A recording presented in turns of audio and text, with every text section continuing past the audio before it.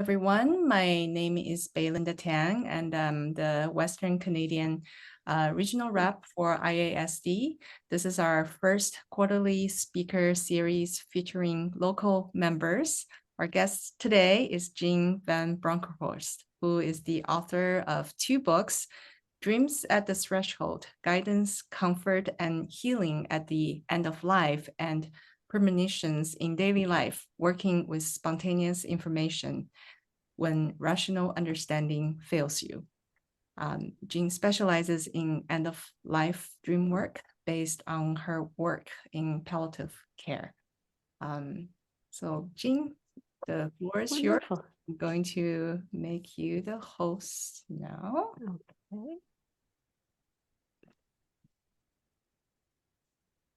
Good. And now I will share my screen. I've got a little PowerPoint presentation, of course, which I think will help us work. Let's see.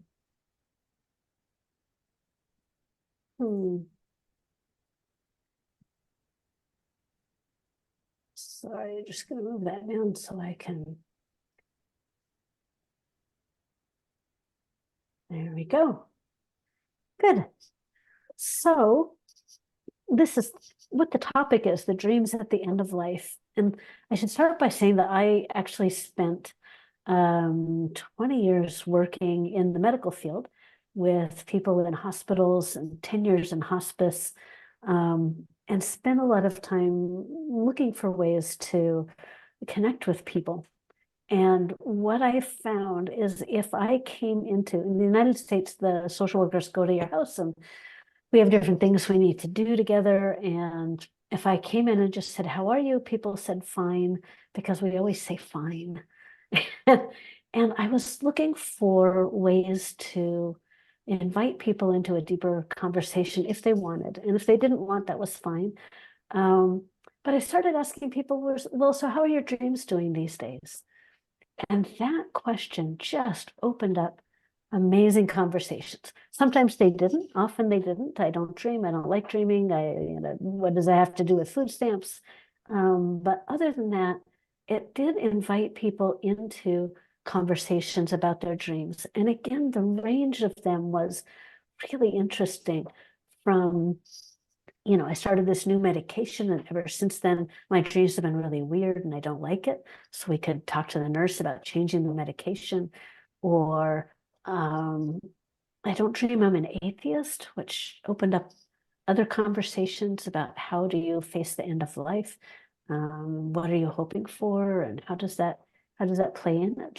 It just kind of opened doors. So I'm going to talk today about how that worked, how they help at the end of life, and what these end of life dreams can look and feel like. What are some of the main themes of them, and then how we can talk about dreams in that same situation. So the first thing I noticed is that dreams at the end of life start becoming comforting. And I should say, I'm basing this not just on my work, but also I've done some research. I've gone out and read a lot of different researchers on dreams at the end of life. And so what I'm talking about is all grounded in not just what I know, but also what the clinicians know and what the researchers are finding. So images can become very comforting at the end of life.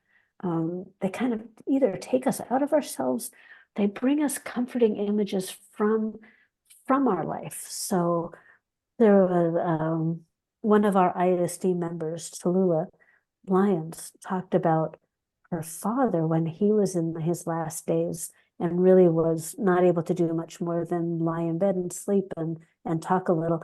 And he had this dream. He had been married to a concert pianist, and then they got divorced, and then they got back together, and they got divorced, and it was tumultuous.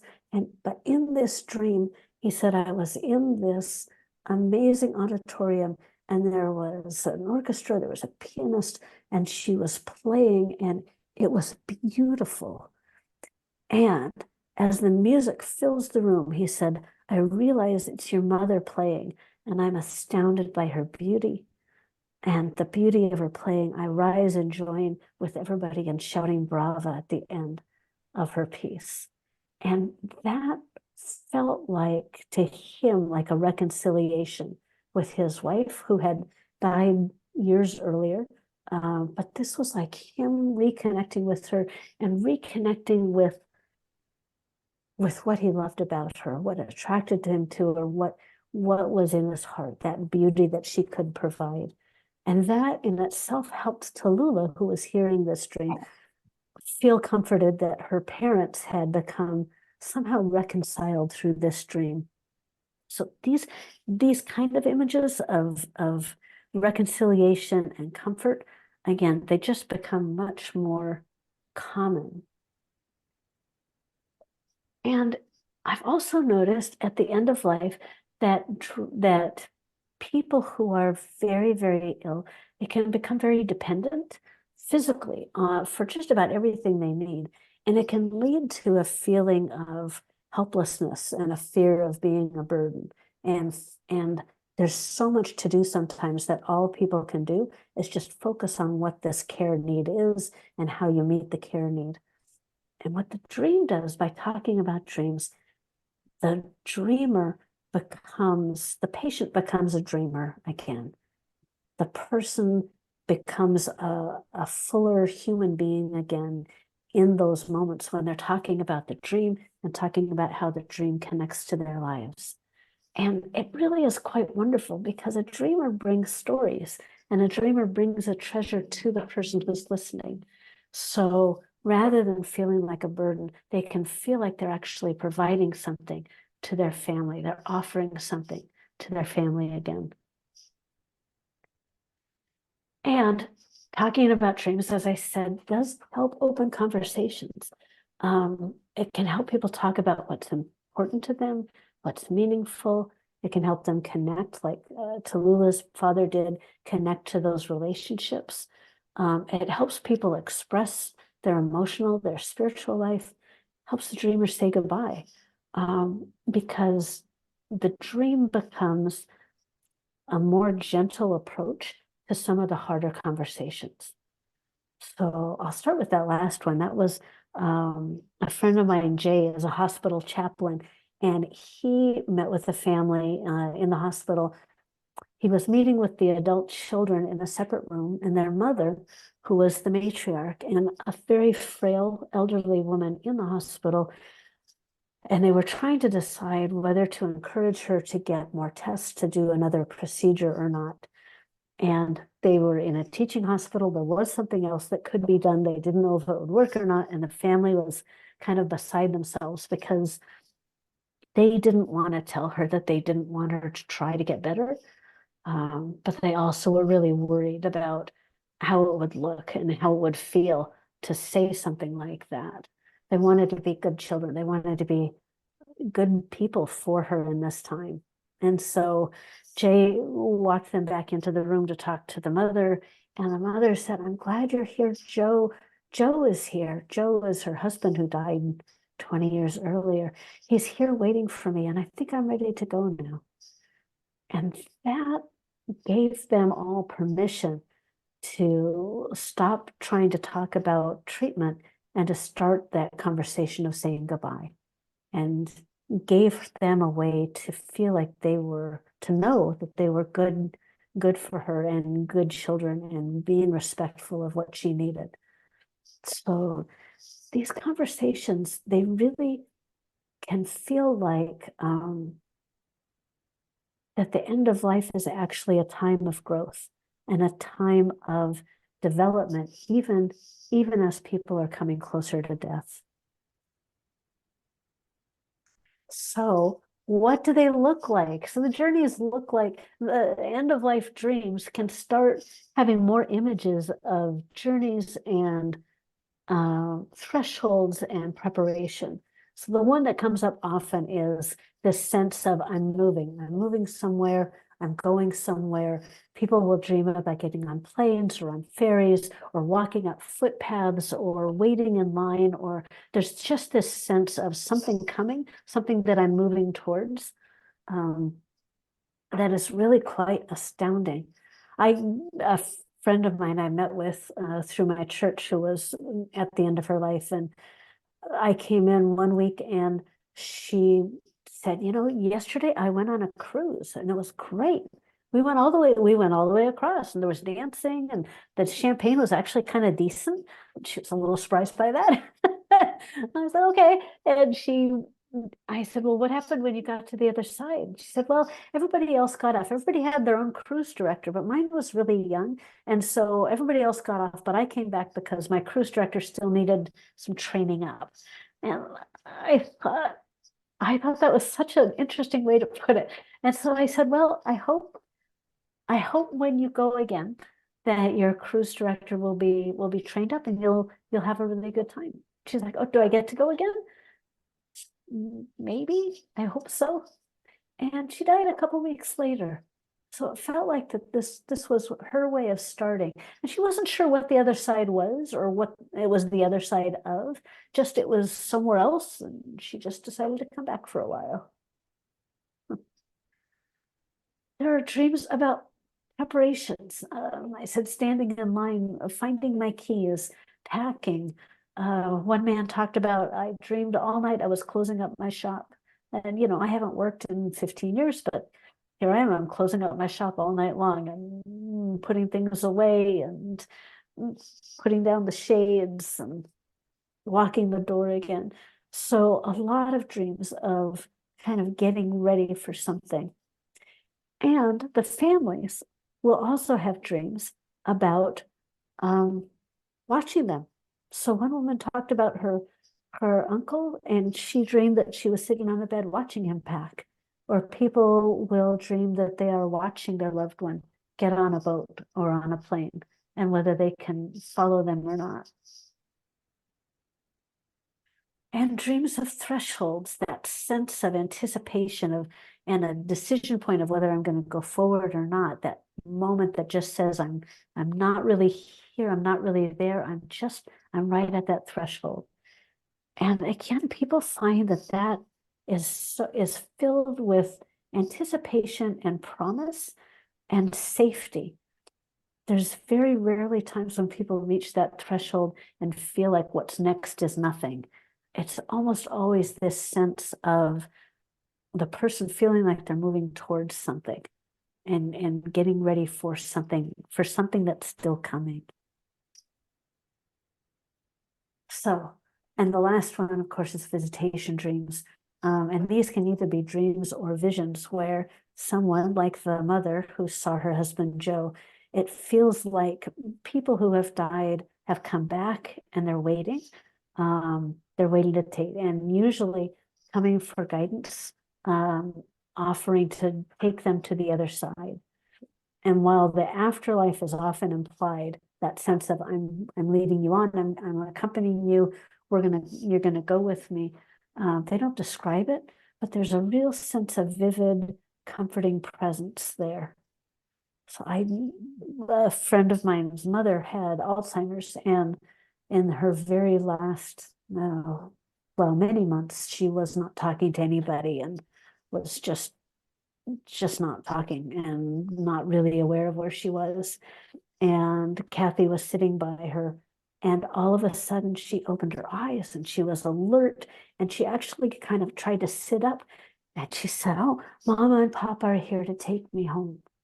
And she was so excited, and she just had this glowing about her. Kathy said she was radiant, and she had not seen her mother look like her mother in a long time. But that sense of her cognition was there, her eyes were bright, there was this glowing radiance. And then she lay back down again, and she died later that night. But she was speaking of that. So, yeah, gonna go on. So I'm looking at this. This is a graph that came from Christopher Kerr and the hospice and palliative care team in Buffalo. And they actually did research on these dreams and visions at the end of life. And what they did was they had about 60 people, 59 people who agreed to talk about their dreams every night, every morning. So every day, someone would come in and ask them if they had had a dream and what the dream was about, and would take some time with them if they wanted to take time with it. So I'm going to look at this graph now from the bottom up. So if you look at the bottom one there, it says weeks before death, and that is from 11 weeks. The 0 means that's at the point of death. And then on the right-hand side, it says living, and then up above one is deceased and living, and then deceased. And that is the status of the person they dreamed about. So the bottom one is talking about dreams that people had of someone they knew and loved who was still alive. And the heavy line there is the comforting line. And then the little broken line is the stressed line, I think. And then the other line is neutral, neither distressed nor worrisome. So what you see on this is that the dreams of just living people, there's just a few of them, and they just kind of hang out there. Dreams about people who are both dreams that have people in them who are both alive and people who are deceased. There's a little spike, but you look at the top one there, dreams of people who have already been deceased and are comforting. Those dreams spike up as people get closer to death. So this is one of the first studies, maybe the first study, to actually show over a longitudinal process, over weeks, to show that in fact what we have been thinking about dreams getting more comforting as people get to the end of life is actually what they're finding. And in the last few years, there have been several studies that have replicated this and have found the same thing, that as people get closer to death, the dreams of the people who have already died and are coming back to guide them become more frequent, and they become more comforting. So you can imagine what this does for the people who are dying. So this comes from a study by Lawrence and Rapide. They're calling it deathbed communication. And what they mean by that is that visitation. So it's someone near death who's communicating with someone that they are either seeing or dreaming about. They are taking this information from nurses and from the medical charts. And there it's kind of funny because if you look at medical charts, these experiences aren't often charted. But when you talk to nurses and you survey them, which is what they did, they found that the nurses were either seeing, witnessing, or being told about these visitations quite often. So then they looked in the chart to find out how people did with these experiences. And what they're finding is that if people didn't have this kind of visitation or deathbed communication, 21% needed extra medication. And that's anxiety and sleep medication. So medication to help them through that process. They could keep the moaning and grimacing, that kind of terminal restlessness that happens where people are kind of picking at themselves and trying to figure out which way they're going, moaning and grimacing like they're in pain or they're worried.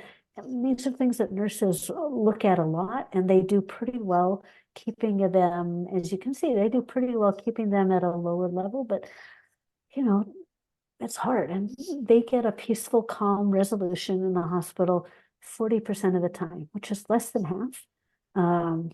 But when people talked about the deathbed communication, wow, the number of people needing extra medication went down to less than 3%. The moaning and grimacing went away completely.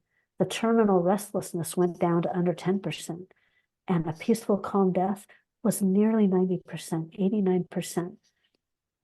And that is astounding. This is what people are wanting the most at end of life care, is they want people to have some kind of a peaceful resolution and a calmness. They want people to be not restless and not needing extra medication, but having a sense of calm. And these deathbed communications, these visitations, have a profound effect on them, which you would imagine then actually has a profound effect on their families, because the death of someone we love is almost always a trauma. It's always hard. It's always a letting go that we're not ready for. And when the person who dies is calm and achieving what they consider a good death, families cope better. They just feel like their own grief is eased, knowing that this person has died in a way that feels, doesn't always have to be calm, but in keeping with their lives. So, and I make that caveat because I have certainly known people who are fighters, and for them going out fighting was what they needed. And it was the way they needed to die in order to keep their own integrity. But this is really talking about those people who are finding a peaceful resolution. And it does help with the mourning process. So, dream sharing. So just talking about dreams. How are your dreams these days? It does help express a concern for the person and who they are inside. It opens an invitation to share an inner life, which is something that we don't often do. Even in the best of times, we tend to stay on the surface with each other. So asking about dreams feels like it's like a surface question that can dive down into the inner life of a person. And it does build connection. I've talked to nurses in nursing homes, and they will ask people about their dreams, partly to build rapport, partly to understand the person that they're taking care of better. It opens questions about life review. I had a dream about my daughter. I really need to talk to her. Or I had a dream about running. Did you know I was a long distance runner? Did you know I used to do marathons? It's like we start dreaming about the important pieces of our life. And if we want to share that, then we're also sharing about our life.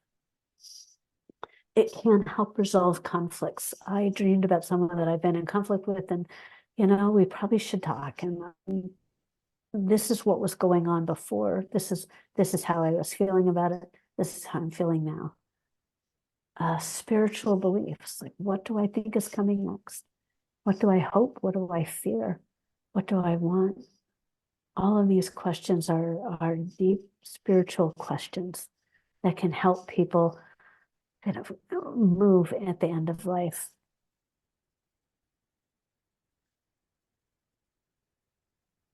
So for the book, I talked to a bunch of different end-of-life workers who have used dreams. Jay was one of them, the hospital chaplain, and Fiona, the palliative nurse, and Phyllis, the grief counselor. And each of them said the same thing, which was, I didn't study dreams in school. I don't know anything about it. I'm not really a dream expert, but I have found that talking about dreams and asking people what they think about dreams, it has been really helpful in my practice. So they don't interpret the dreams. They don't try and figure out what the dream means on a deeper level. They just stay it's not even on the surface. They stay in the lived experience of the dream. We'll talk about that in the next slide. So these are some ways to invite the conversation. How did you sleep? Did you have any good dreams? Have you been dreaming lately? How have you been dreaming lately? How are your dreams? It's a way to keep the invitation gentle enough. So if people don't want to talk about it, they don't have to. But it does invite the question. And I have found it can open up really good conversations. So if people ask, like, why are you interested? I often just say, I've always been interested in dreams. I think they're important. I think they have a lot they can help us with. And I was just wondering if you have found something like that. So I keep it pretty general. And then we just appreciate the dream together. Oftentimes when people are talking about dreams, because it's a social sharing, they often tell the dream in one or two sentences. Oh, I dreamed I was out running and then a bear came. Oh my God. And that will be it. That will be the dream. So they give just almost like just the title of the dream and what happened. So asking questions, I don't ask them to describe the dream in detail. I just, what was that like? And how did you feel in the dream? And does it remind you of anything now? And how do you feel now talking about it? And people will explore as they want. But often the dream, they're using the dream to talk about something else in their life. And that's, I think, one of the gifts of the dream, right? So this isn't dream work. This isn't dream exploration. This is dream sharing that leads to another conversation, a deeper conversation with people about what they want at the end of their lives. So it's more like a stepping stone than its own thing, which I think fits well with the work that I've done with people at the end of lives. They don't have that much energy to go looking at a new thing. They want a way to think about their lives. And dreams is one of those avenues that can open up a conversation about their own life and their life review and what they're hoping for. And I like this. This is from Monique Seguin, another ISD member who's in Quebec. And she wrote Dreams and Death. And she talked about what they're getting from the dream is who they are in their soul and their heart and their emotions. And she takes a very similar path, that it's just about what the dream is saying and how it's helping us now. And that's my whole slide. So I'm going to stop share and we can talk about it. Excellent. Okay, thank you so much, Jeanne. I appreciate that so much. I have two parents that are in their 80s, and my husband also, his parents about the same age as mine. And we're not really experienced in end of life discussions because in this society, everyone knows that death is inevitable and no one wants to talk about it. I think that's it exactly. Yeah.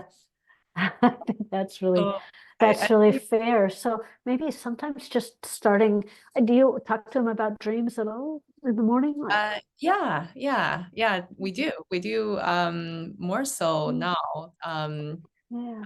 Since I took an interest in dreams about 5 years ago. Before that, we never had any type of dream sharing within the family. But now they all kind of see me as an expert in dreams, so they actually come to me and when they have a dream, my family members in the morning they'll like all excited. Oh, guess what I dreamt about last and then what and I'm always very eager to talk to my family members. I actually keep a dream journal for my husband and my kids too. So it's like a family dream journal. Nice. Nice. That's And a great way to do it. yeah, and it's a different way to kind of document family life, I guess.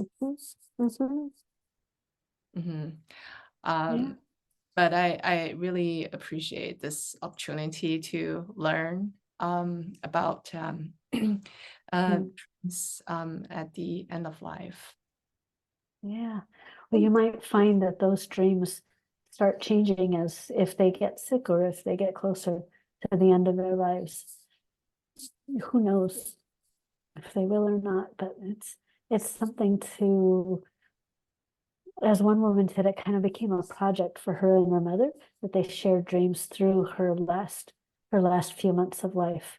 And those dreams became really precious. And she shared them with her family as well. They became like a diary in a way of how she was doing as she went through her life. Mhm. Yeah, I think when people know the end is near, they start to focus on more sort of the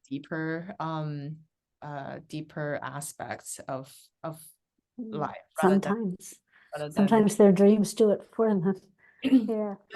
Yeah. yeah, dreams just they have such wisdom Mm. uh, and always kind of yeah, I really enjoyed reading about Mm. that example of the your first example of the end of life Tallulah's dream Oh yeah, or yeah, her father's dream of the mom playing piano in a concert. yeah. That's a wonderful reconciliation moment. And I Hmm. don't know that he would have called it that. I don't know that he was aware of that, but that's what he was doing. And Hmm. that's what Tallulah took from it, which I think is beautiful. I just think it's beautiful. Yeah, I mean that dream Mm. totally kind of reminded him of sort of the beauty of their relationship Yeah, rather than all the negative. pain. Yeah, Mm. yeah. And it shifts the attention. Hmm. Um, Yeah, I was remembering too that the dreams don't have to be wise, and um they don't have to be a visitation to bring an amazing amount of respite and life to somebody. And I think I started the book with a story of a father of a friend of mine who had some kind of a brain tumor. I don't know what he had. He had lots and lots of little seizures, and he ended up going from, a basic working guy to being in a nursing home and not able to live at home. And when he was lucid, being really depressed, and when he wasn't lucid, being more depressed, and it just was hard. And his family had a hard time visiting him. After a while, it just felt bad. And then one day his wife came in. She came every day. And she came in one day and he's like, well, last night I went dancing. And her first thought was, no, you didn't. Like, anyone's going dancing, I'm going dancing. But she held off and she talked to the nurses about it. And thank goodness the nurses were great. They just said, if he went dancing and had a good time, then let's let him go dancing. Let's not worry about where this is coming from. And for 6 months, he had these amazing dreams. He went baseball, he went and played baseball one time, he went skydiving one time, and he would come back, and every time he'd go out, they went out to dinner afterwards, and there was the circus one time, and it's like every time his wife was like, he's having more fun than I am. I just go home and go to bed. He went on a 2-week camping trip one night, and he woke up and he had all these stories, and when he had the stories, then his family came back, his friends came back because they wanted to hear. And this guy who had been pretty solitary, had kind of a solitary job, was all of a sudden telling these wonderful stories and charming people. And so at the end of his life, for those 6 months, he had a community and a family in a way he hadn't had in a long time. And then that part of the disease process changed, and he lost all that ability and he died. His family still remembers those 6 months as being a gift, mhm. Wow. just being an amazing gift. And nobody thought he was really going skydiving. And he was seeing people that, did not go to dinner with him, but it was such a respite for him and such a community building thing for him and his family. It was like a gift. It was just like a gift. That's amazing. That's amazing. I remember Yeah. recently reading about this study that asked seniors what advice they give to younger people, and Oh yeah. they tend to say that something along the lines of I work too much and not traveled enough. Yeah. So That sounds sounds about like, right. yeah, sounds like this, Oh God, that's what I'm yeah, saying to myself now. really focused on the important things in life. That's Yeah, wonderful. Um, yeah. yeah, so I prepared a list of questions, but I think you answered most of them with your presentation. What I am really curious to hear is your perspective on why we dream. Why we dream. Gosh, from everything I've read, it's like you looking at neurology and anthropology and cultural stuff, and my own personal experience. I don't think there's one why. I think there's so many different ways that dreams help us. I do think they are there to help us, whether it's cleaning out our brain gunk so that we can think better the next day. The images are meaningful because they're us, because this is us dreaming. So of course they're going to be meaningful to us because they are us. So I don't see the question of the meaning as coming up for me so much. They are meaningful because we have made sense of them, and we can make more sense of them as we keep contemplating them or diving into the different images.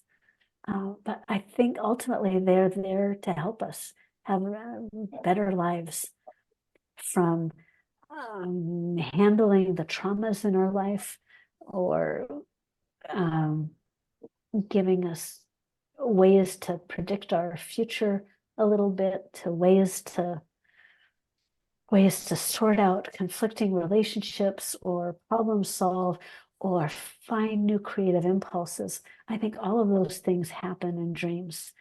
So I think kind of the underlying is, if dreams are us, then they are here for our benefit because we are helping ourselves live better lives. And so they will always, I don't think there's any mechanism in us that is like designed to make our lives worse. I just really come back to that. And however we're going to look at that. I remember I'm reading a book. Oh my gosh, I can't remember the man's name. Neurologist, neuroscientist. Has 10,000 synapses.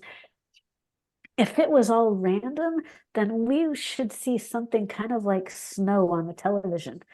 But the fact that there are images at all, that's one thing. And then having a recurring image or a recurring theme or a recurring dream, um, that is meaning. That is meaning. Mhm. So yeah, Thank you for that. I don't know if that makes sense or not, but that's Oh, what I come back to is, I kind of was with Jeremy Taylor. They are here to help us. mhm. Yeah, Yeah. I'm just always interested to hear. I know this question for different people has different people have different answers for them. So I'm just always Sure. interested in kind of the personal perspective on that. Another Right. question that I have is what does death mean to you? Oh, well, that's a really good question. Um, for me personally, it's a change of focus, and getting there is really hard and really scary and can be painful and can be traumatic.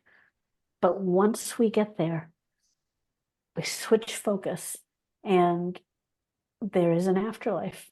I just I just believe that, and that once we switch focus and we're out, then there's another way of being that doesn't involve being physical, but still involves being. When I was working in the hospital, I worked in the ICU for a while, and would meet people who had been revived from cardiac events. And again, I had a question. I would say, well, what do you remember about that? And most people would remember, like, I was at the barbecue and I was talking to my friends, and all of a sudden I felt terrible, and then I woke up. That's terrible. But sometimes people would say, I remember knowing everything. I remember this light. I remember being outside and it was so good. And just people were ready to talk about it. Yeah. So I think there's something. So so a threshold. There's a threshold. Yeah. Yeah. Perfect. And my last question is just what are your what would you say are some do's and don'ts for caretakers of people in their to help them with end of life, to support people With dreams or with the with whole thing? with It's and the whole thing if related. I found what helped the most in my work was trusting the other person to know what they need and to trust that they're doing the best they can. And that if I don't understand what they're doing, that I can trust they're doing it for a reason. So I spent less time trying to help them do it differently and more time talking to them about what was helpful about what they were doing and what they wanted, and then supporting them and getting what they needed.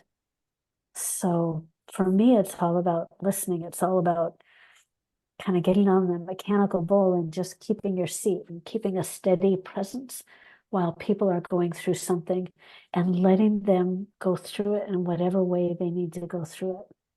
So I know I had said earlier talking about a peaceful death, and I think in hospitals that becomes like the thing that everybody wants, but I have met people where that was not the thing they wanted, and they really were wanting a fight or wanting to do something. And so finding ways to support them and not try and make them all follow a good death cookie cutter kind of process is really important.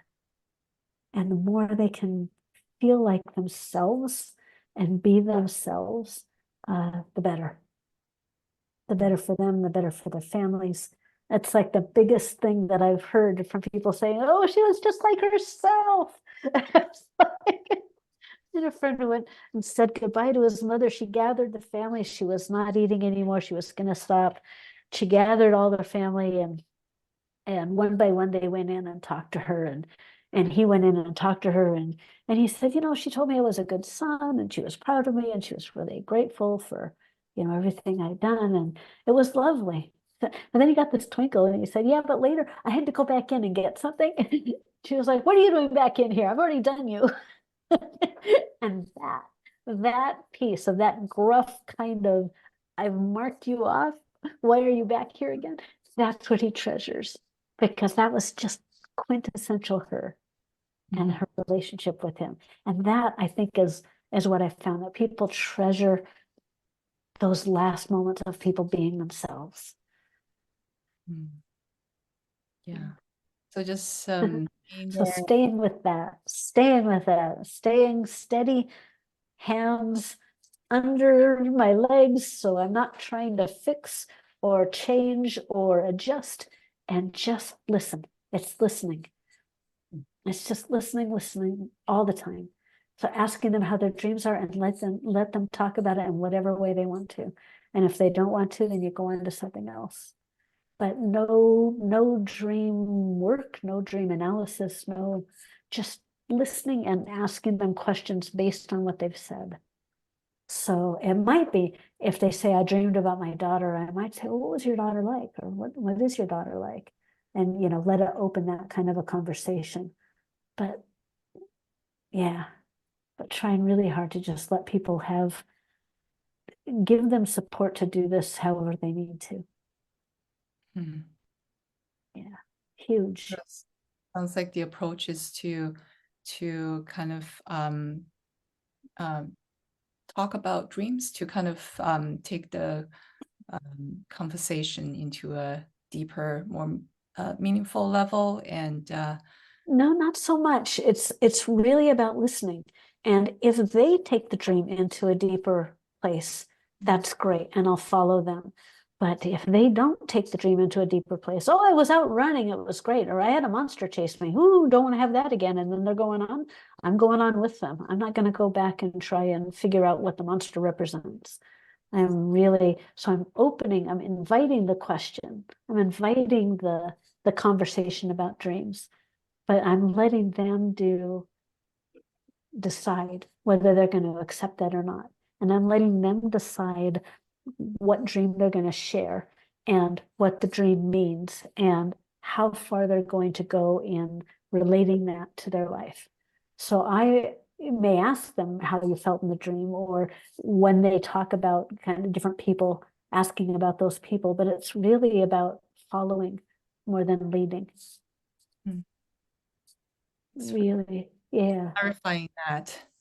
Yeah, I think that's a really Yeah. important approach to make people feel heard and supported. Yeah. And meeting them where they are, Mhm. which is kind of a glorious thing. It's, when we get that moment when they're being them, their true selves, and I'm there being as much my true self as I can, and we're meeting as human beings. It's great. That's the best part. Jeanne, I just want to say thanks so much for what you presented. And I just it's such beautiful, valuable work. It's such a gift to be able to create that opening for people towards the end of their life. And yeah, I just love the way you are approaching it and really hold that time as sacred and not trying to push, into any agenda. Yeah, I really appreciate that. Yeah.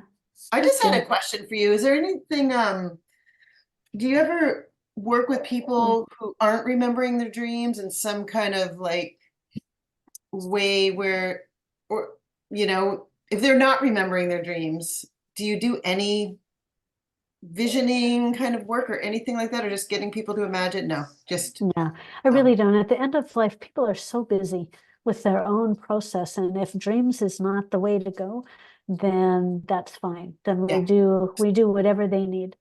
So sometimes it's music, sometimes it's movement, sometimes it's just talking about family.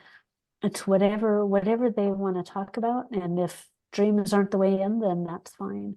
So I've always used dreams as one tool among many, but I've been really surprised and delighted at how often when people do take that invitation, things just change. So I talked to one family, and it was an immigrant family. So the person who was dying, the woman did not speak English, and her spouse didn't speak English, and their children were first generation, so they spoke both languages. And so I came in with an interpreter and, said, okay, so I'm here, we're talking about Medicaid, and, but first I said, so how are you doing? And this woman didn't talk very much. So she was lying in the bed, and she just kind of went, I said, okay. And so I know there's a bunch of people here, but how are your dreams doing? She, through the interpreter, said, I had a dream. And she kind of got herself up a little bit, and she told this dream. I do not remember the images. They fit her culture, they didn't fit mine, or maybe they fit her family, didn't fit mine. But as the interpreter was gasping, and I could hear her adult children behind me gasping, and pretty soon people were crying and laughing, and she's telling this dream, and she finished. I said, would you like to talk about it? She said, no. And the family just rushed forward, and they held her hands, and they were talking. And it was like the whole energy of the room changed. Before that, it was like everybody was tense and quiet. And this dream just opened up a connection with that family that they needed. That was beautiful. And I have no idea what happened, but it just needed that little bit of an opening for her to talk to her family in a way she hadn't. And I think that it broke ice. It was the first time I had a dream cause that kind of a reaction, an emotional reaction in the listeners. But it was beautiful. Yeah. But, you know, if she had said, no, I don't dream, then we would have gone on. It's just really up to them. Well, great, amazing, needed work. Thanks. Yeah. I love that work. It, Yeah. it really is through the sharing of the dream, people really had a chance to connect emotionally. Yeah, and they did. yeah, and in that kind of environment where everyone's feeling such intense emotions about loss and grief, it's really needed to have a safe way to share emotions, and Yeah. dreams seem to fit that role very nicely. Yeah, they seem like a gentle way to invite people into something deeper if they want. Mhm. And if they don't, we're moving on. No problem. I like that attitude of Yeah. not just kind of going with the flow. Yeah, because it's really their life, and it's, as one social work mentor told me, it's their show. We are not the stars of their show. We are just barely in the room supporting with the lighting to try and, you know, get things where people want it to be. But don't ever mistake your work for being the point of the story. So, and that has served me well, actually. I like letting people have their own stories and be a witness to it and a support for it, but not jumping in to tell them how to do it better.